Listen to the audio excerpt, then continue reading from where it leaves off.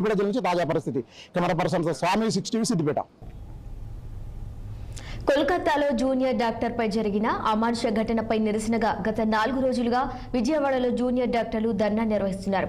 బాధితురాలికి న్యాయం జరగాలని, డాక్టర్ల రక్షణ కోసం ప్రత్యేకమైన చట్టాలు తేవాలని, కోల్కతా ఘటనపై సిబిఐ చే దర్యాప్తు జరిపించాలని డిమాండ్ చేస్తూ 24 గంటల పాటు అన్ని వైద్య సేవలు నిలుపుదల చేశారు. ఇక వైద్యులకు సంఘీభావం తెలుపుతున్న ఐట్వా కార్యదర్శి రమాదేవితో మా ప్రతినిధి కృష్ణామేడ ఫేస్ టు ఫేస్. జూనియర్ డాక్టర్పై జరిగిన దాడి నేపథ్యంలో దేశవ్యాప్తంగా కూడా ఈ రోజు అయితే జూనియర్ డాక్టర్లంతా కూడా సమ్మె బాధ్యత పట్టినట్లయితే మనం చూస్తా ఉన్నాం.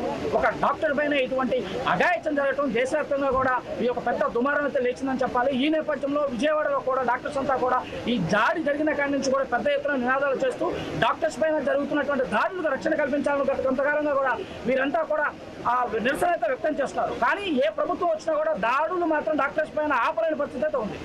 ఈ నేపథ్యంలో డాక్టర్స్ అంతా కూడా ఈరోజు ప్రధానంగా ఒకటే డిమాండ్ చేస్తారు. డాక్టర్స్ పైన దాడులకి ఒక సపరేట్గా ఒక రక్షణ చట్టాలు కూడా కావాలని చెప్పి ప్రధానమైన డిమాండ్ చేస్తూ కూడా కలకత్తాలో జరిగినటువంటి దాడికి ఎవరైతే ముద్దాలు ఉంటారో వాళ్ళందరినీ కఠినంగా శిక్షించాలని చెప్పి కూడా డాక్టర్స్ అంతా కోరుతున్నారు. ఈ నేపథ్యంలో డాక్టర్స్ జరుగుతున్నటువంటి సమ్మెకి మద్దతుగా ఈరోజు మనకి రమాదేవి గారు కూడా వచ్చారు. వారిని అడిగి తెలుసుకునే ప్రయత్నం చేద్దాం. మేడం చెప్పండి, ఈ రోజు జరిగిన కలకత్తాలో జరిగిన సంఘటన తెలుసుకున్నట్లయితే దేశవ్యాప్తంగా కూడా ఒక డాక్టర్స్ పైన ఒక మామూలు సామాన్య వ్యక్తికే జరుగుతుంటే డాక్టర్స్కే ఈ రోజు అలా జరగడం చూసుకున్నట్లయితే ఏమని చూడాలి ఈ యాంగిల్? ఇది చాలా కిరాతకమైందండి, మాటలతో వర్ణించలేనంత దారుణం. ఇదేదో యాక్సిడెంటల్గా ఎవరో రౌడీ గ్యాంగ్ చేసినటువంటిది కాదు. అక్కడ ఉండేటటువంటి సహచర డాక్టర్ల నుంచే ఈ ప్రమాదం వచ్చింది అనేది వాళ్ళు వస్తున్నటువంటి ఆధారాలన్నీ మనకు తెలియజేస్తా ఉన్నాయి. అందువల్లనే ఆ కాలేజీ ప్రిన్సిపాల్గా ఉన్నటువంటి వ్యక్తి దీన్ని ఆత్మహత్యగా చిత్రీకరించారు. అంతేకాదు ఆగస్టు 14న రిక్లైమ్ అని చెప్పేసి మహిళలందరూ కూడా అక్కడ యాజిటేట్ చేస్తూ ఉంటే, ఆడపిల్లలకు రక్షణ కావాలని యాజిటేట్ చేస్తూ ఉంటే గూండాలందరూ పోగయి సాక్ష్యాధారాలన్నింటినీ కూడా నాశనం చేశారు. పోలీస్ కమిషనర్ చాలా తీరిగ్గా వచ్చి ఏదో సోషల్ మీడియా మూలంగా అత్యాచారం జరిగిందా, అక్కడ ఉన్నటువంటి ఒక డ్రగ్ మాఫియా, అక్కడ ఉన్నటువంటి రాజకీయంగా పలుకుబడి కలిగిన వ్యక్తులు ఇన్వాల్వ్మెంట్ ఉంది కాబట్టి ఇంత ఘోరమైనటువంటి హత్య జరిగింది. అందువల్ల ఆ రాష్ట్ర ముఖ్యమంత్రి సమాధానం చెప్పాలా, ఆ రాష్ట్ర పోలీస్ కమిషనర్ సమాధానం చెప్పాలా, సిబిఐ ఎంక్వైరీ కూడా ప్రాపర్గా జరగాలి. అందువల్లనే అందరూ అడుగుతున్నట్లు ఇది డే టు డే విచారణ జరిగి శిక్షించాలి. నిందితుల్ని కూడా ఇంతవరకు సక్రమంగా పట్టుకోవాలి. ఇక రెండవది, మన రాష్ట్రంలో దేశంలో కూడా ఈరోజు వైద్య వృత్తిలో ఉన్నటువంటి వాళ్ళకి యాక్చువల్గా బడ్జెట్లో 6% అయినా కేటాయించాలి అనేది ఉందండి, కానీ 1.5% కేటాయించారు. అందువల్ల డాక్టర్స్, సర్వీస్ చేసే డాక్టర్స్, డ్యూటీ చేసే డాక్టర్స్ 30 గంటలు డ్యూటీ చేస్తున్నారు.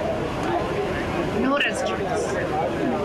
కనీసం వాళ్ళు టాయిలెట్కి వెళ్ళాలంటే ఫెసిలిటీ కూడా లేనటువంటి హాస్పిటల్స్ ఉన్నాయి. ఈ పరిస్థితి నుంచి మార్చాలి అని మేము అడుగుతున్నాం. అలాగే సెక్యూరిటీ, ఎవరు వస్తున్నారో ఎవరు పోతున్నారో తెలియదు, అండర్స్టాండ్. అందువల్ల పేషెంట్స్ అటెండెంట్స్ని అలౌ చేయాల్సినటువంటి పరిస్థితి. వాళ్ళు కేరళలో చూసాం, ఒక అటెండెంట్ దాడి చేయడం అనేది చూసాం. అందువల్లే ఆందోళన చెందుతున్నారు. కాబట్టి రాష్ట్ర ప్రభుత్వం కూడా స్పందించాలి దీని మీద.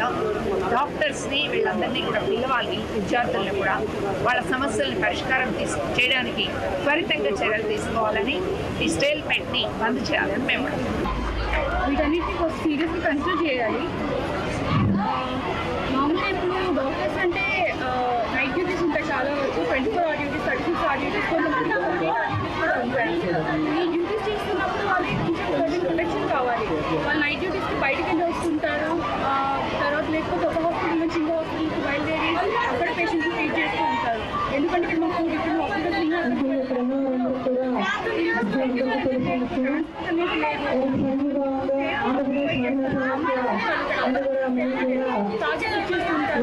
వచ్చి మార్నింగ్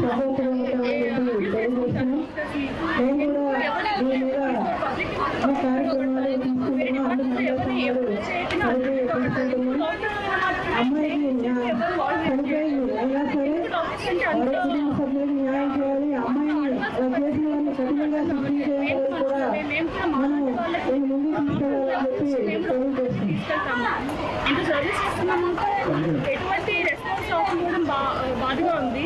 ఇన్నిసార్లు ఇన్ని మర్డర్స్, ఇన్ని రేప్స్ ఇవన్నీ జరుగుతున్నాయి. మన కోల్కతా కేసులో ఇంకా చాలా రేప్స్ జరిగాయి. ఇంత మర్డర్స్ చేస్తున్నా కూడా వాళ్ళకి వస్తుంది, ఒక లా వస్తుందనే భయం లేకుండా అలాగే చేస్తున్నారు.